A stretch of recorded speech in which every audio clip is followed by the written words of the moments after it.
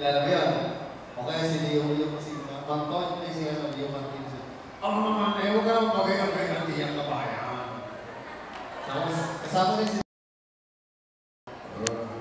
Masasabi ko lang, maganda, guwapo ng mga dadido.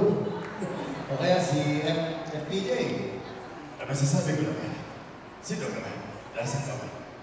At marami pang iba, no? Alright. Okay.